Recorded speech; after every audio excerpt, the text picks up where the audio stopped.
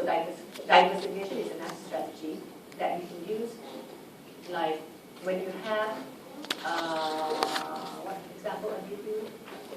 I keep using WordPress Holdings. Another one that you can use is Sony. Yeah, Sony last time is just the electronic company, yeah, making TV, very good TV. And later branch out into Sony Picture, Sony Computer, mobile phone, Sony Financial, three types. Yeah. Again, all these is strategies to try to, because if you just have one operation, yeah, it is risky because you may use just one set of resources. Yeah, if those resources kind of got threatened in some way, yeah, you can't adapt. So by you going branch out into other type of activities, making use of other resources, it becomes more stable. One activity go down, another activity will help support the company. Political lobbying, another way to be able to control resources is to get the government to approve. Sometimes allow you to get into the area that otherwise not allowed, or allow you to diversify. So all this you need the endorsement from the government. All right, I'll skip this.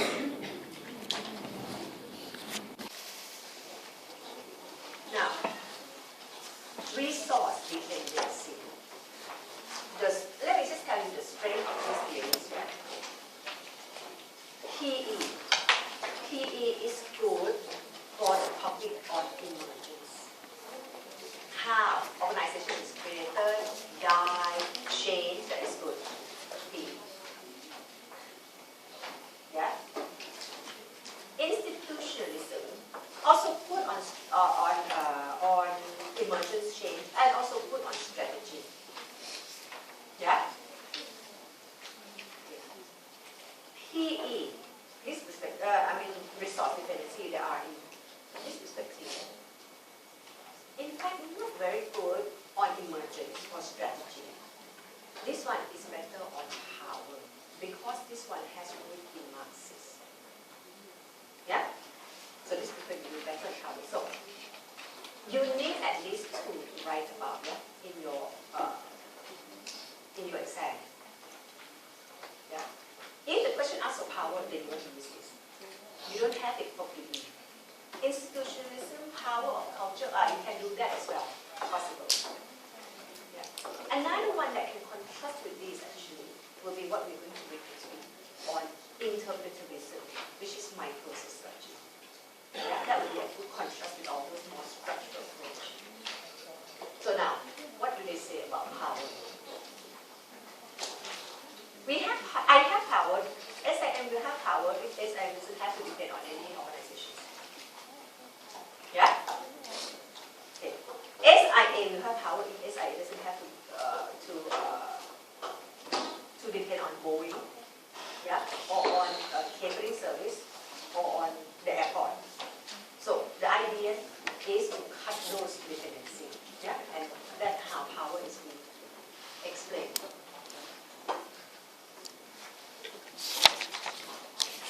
Yeah? Power relationship exchange of resources. Organizations don't have the resources on their own. Surely it depends on the resources from the external environment.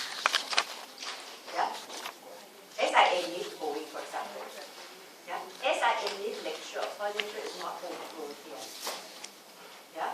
SIM also need perhaps funding from the outside, initially from the government, for example. So all these resources are generated externally. So organizations that lack essential resources SIA wouldn't have to have relationship with Boeing. Yeah? And the Singapore Airport Authority.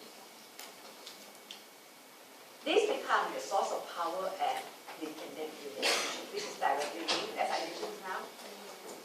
SIA power over Boeing is equal to Boeing's dependence on SIA. Now it depends. Who depends on who?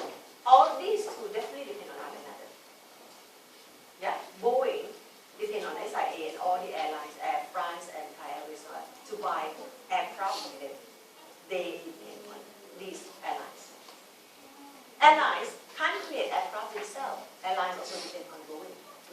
is more powerful?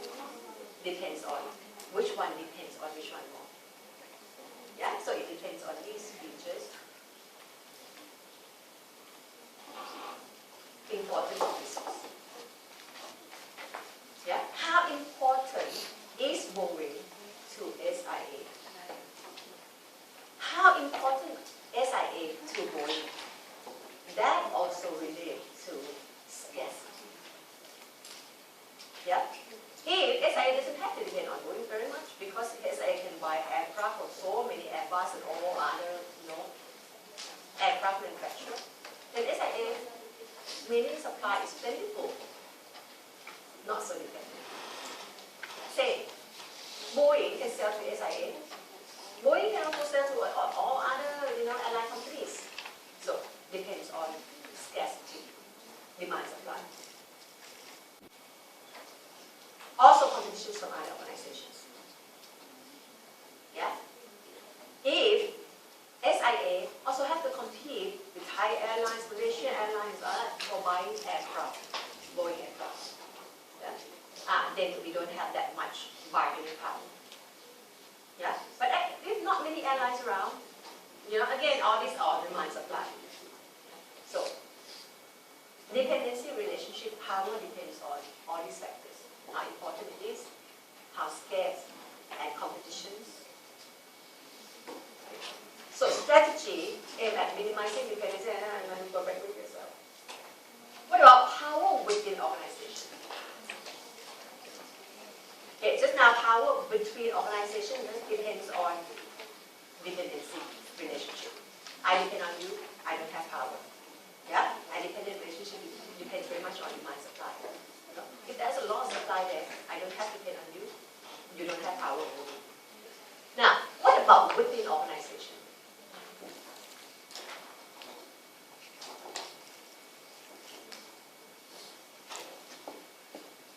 Okay. Does it mean that power is at the board level? And then the CEO? And then as the hierarchy comes down, people at the lower round has no power. Yeah? This is when the question in the exam asks you to write about power, you have to start there. That is Weber. And that is our common sense about power. Yeah? There are people on top there, most powerful, yeah? As they come down, getting less and less and less powerful. Organization theories say not true. Not true. Just now, institutions say not true. It depends on culture. Yeah? It depends on culture and culture change. So, powerful people in organization change. These perspectives say exactly the same. It says exactly the same. It says it is the position in the organization that gives power, but doesn't mean top or bottom position, but position within, especially if you have access to resource and information. The position that allows access to resource and information, that position is powerful. Which position allows access to resource and information? HR, human resource. Yeah, human resource really know everything in organizations. Why? Because they are the ones actually who hired all the people in all the, in all divisions in the organizations. So they have access to all the resources. They know the pay of the CEO. Yeah, only they know the pay. Yeah, and they know all things that is going on in the organizations, and that gives them power. They are very powerful because they have access. Pepper said power is derived from where each person stands in the position of labor, and then get that one retrieve that access to resource and information. Okay. What they say is that if you are HR and you are powerful, you can't take it for granted. Yeah? You have to always be in control of resource to be powerful. So people then actively ensure that they are in control of resources. all the information. You just can't take it for granted that position give you power. It doesn't. The access to resources give you power.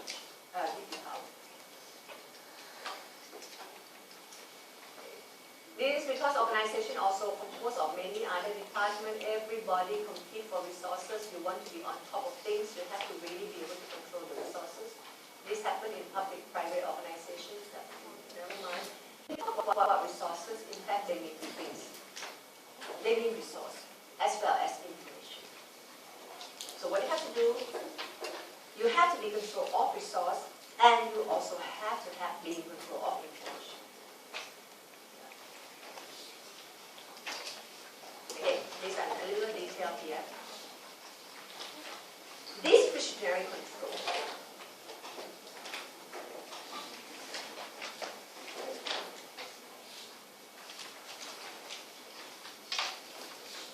This is a type of power that comes from decision making.